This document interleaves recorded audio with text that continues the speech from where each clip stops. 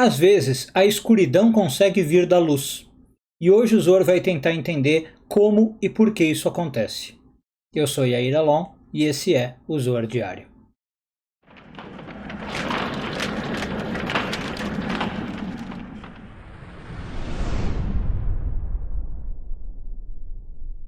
Essa semana começamos a ler a porção de Behar, hoje focando nos parágrafos 65 e 66 do Zohar, 7º ano de leitura. Pessoal, só 2 convites rapidinho antes da gente entrar no conteúdo da Parashá. Um que eu fiz ontem já na Energia Semanal, mas talvez alguns não viram, e outro inédito. Eu estarei no Rio de Janeiro para Lag BaOmer e farei uma palestra no Clube Adolfo Bloch. Então, dia 18 de maio, 20 horas. O custo para participar é de R$36.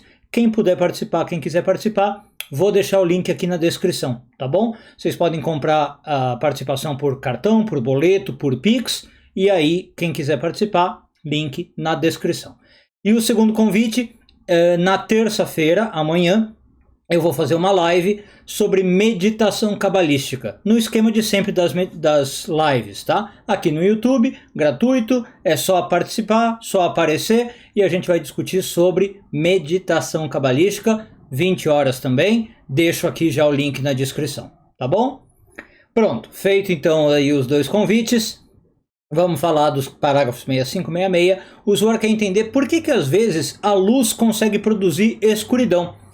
Que é um pouco paradoxal, né? Você fala assim, como é que a luz, coisas boas, vamos traduzir assim, podem produzir coisas negativas. E isso pode acontecer em várias esferas, tá? Uma coisa é, por exemplo, eventos mesmo bons podem produzir eventos negativos, e o Zohar fala que às vezes pessoas boas, né? Pessoas de luz podem produzir pessoas negativas. A gente vê na Torá, o Zohar dá exemplo, por exemplo, Eva produziu um filho não muito positivo, que é Caim, né? Que inclusive a gente vê é o primeiro assassino da história, mata Abel. Outro exemplo a gente tem na história de Abraão, que produz Ismael, não é um filho lá muito conectado com a luz, né? Quando ele tem a esposa Hagar. Tem vários exemplos na história. Então o Zohar quer entender por que isso acontece, por que às vezes luz produz escuridão. E aí o Zohar explica que acontece o seguinte, sempre para produzir algo, a gente tem a união de semente com receptáculo. E uma dessas energias, às vezes, não está lá muito adequada com a outra. Então pode acontecer da semente ser muito positiva e o receptáculo não ser tão positivo. Ou o oposto, a semente não ser muito positiva e o receptáculo ser muito positivo. E aí, essa incompatibilidade é o que faz isso, né? Não necessariamente elas estão no mesmo nível, e aí uma delas prevalece. Então, uma delas vem com muita luz, uma delas vem com não tanta luz, ou até com escuridão, e uma delas acaba prevalecendo. Então, se a gente falar em termos biológicos, como eu estava falando, procriação mesmo, né? Um marido, uma mulher, um pai, uma mãe, a semente seria inclusive o sêmen propriamente dito, o receptáculo seria o ovário, o óvulo, né, o útero, né? E aí essas energias nem sempre são compatíveis. Então o sêmen do homem pode estar com muita energia positiva e o útero da mulher não tanto, ou vice-versa. O útero da mulher ser muito abençoado, com muita luz, e o sêmen do homem não tanto. Tá? Então às vezes o casal não tem essa compatibilidade, pode produzir um filho um pouco mais negativo.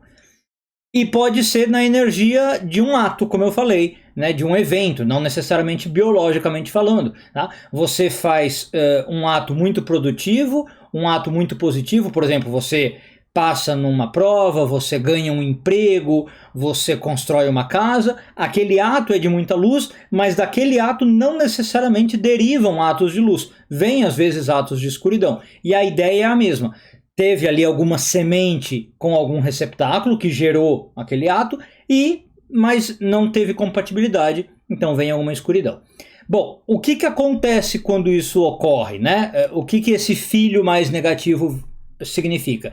Aquele processo, aquele filho que nasceu mais negativo, vai gerar um processo de tikkun mais complicado, né? Se for uma pessoa, vai ser uma pessoa que vai ter uma vida um pouquinho mais complicada, ela vai ter uma vida com mais tikkun, uma vida com mais dificuldade, e ela vai ter que lutar um pouquinho mais para no livre-arbítrio dela, todos nós temos livre-arbítrio, para escolher mais o caminho da luz, o caminho da conexão com o divino, o caminho da vida, né? E se for um ato, para você fazer aquele ato, ou aqueles resultados daquele ato sempre conectarem para o lado da luz, do bem, da santidade, tá? Não quer dizer que aquele ato está condenado ou que aquela pessoa está condenada, tá? Isso jamais existe, a Kabbalah não acredita nisso. Ah, então nasceu podre, né? Deus nos livre. Ou nasceu condenado e não tem o que fazer. Sempre tem o que fazer. Pode vir com mais dificuldade. Sim, isso a gente está falando já desde o início. Se a energia que venceu ali na união é de mais negatividade, a pessoa pode vir com uma vida de mais dificuldade, sim. Mas não quer dizer que isso não pode ser revertido. Pode e deve ser revertido. A gente tem sempre esse poder na nossa mão, esse poder de livre-arbítrio, tá? Agora, outra coisa importante que o Zohar lembra para nós, e com isso eu encerro, não necessariamente também define-se quem vai ganhar na hora da criação, né, entre luz e escuridão, a semente e o óvulo, o receptáculo, pela personalidade. Então vamos pegar o exemplo biológico que eu falei, pai e mãe, né? O pai é de luz, a mãe é de luz. Às vezes o que define é só o momento da procriação, tá? Então às vezes, por exemplo, os dois pais são de luz, a coisa que gerou o ato é de luz, mas na hora da procriação eles estavam com uma energia incompatível, tá? Então, vamos supor, o pai e a mãe sempre estão com uma energia muito boa, em geral são pessoas de luz, a semente e o receptáculo são de luz, mas na hora da procriação teve alguma desconexão. E na hora da procriação a semente estava com luz e o receptáculo não. Ou o oposto, o receptáculo estava com luz e a semente não. Isso às vezes já é o suficiente para que duas pessoas de luz gerem alguma coisa com um pouco mais de escuridão, tá? Então também não quer dizer que, gerei algo de escuridão, eu sou uma má pessoa. Não quer dizer isso. Pode ser que só aquele momento da procriação algo saiu um pouquinho mais errado, tá? Nem é que dá para falar de errado também. São momentos que às vezes eu não estava com a melhor das intenções, kavaná, a gente fala em hebraico, eu não estava com a melhor das concentrações, eu não estava totalmente focado no que eu fazia, eu fui um pouco mais egoísta, um pouco mais reativo, né? E não pus toda a luz que eu podia no ato. É só por isso, tá? Então também cuidado com essa lição de hoje, não ficar se julgando, né? Eu fiz algo e eu vejo que as consequências desse algo não são positivas, eu devo ser uma má pessoa. Não é isso, pessoal. Não fiquem achando que vocês são más pessoas porque as consequências são negativas, tá? Não é isso. É só realmente que às vezes acontece de a gente não ter injetado o máximo de luz que a gente podia. Se você percebeu que algo que você fez gerou um pouco de consequência negativa, não se julgue, não se ponha para baixo, só veja, a partir de agora, o que eu posso fazer para usar o meu livre-arbítrio e reverter esse quadro. Não está com as consequências mais positivas, vou usar o meu livre-arbítrio para trazer as consequências mais positivas. O que eu posso fazer para reverter a situação e virar o jogo, né? Virar a mesa e agora fazer com que essa situação que não está me agradando por algum motivo fique do melhor modo possível, eu ponha o máximo de luz e revele luz da melhor maneira possível. Um bom dia a todos e tudo de bom.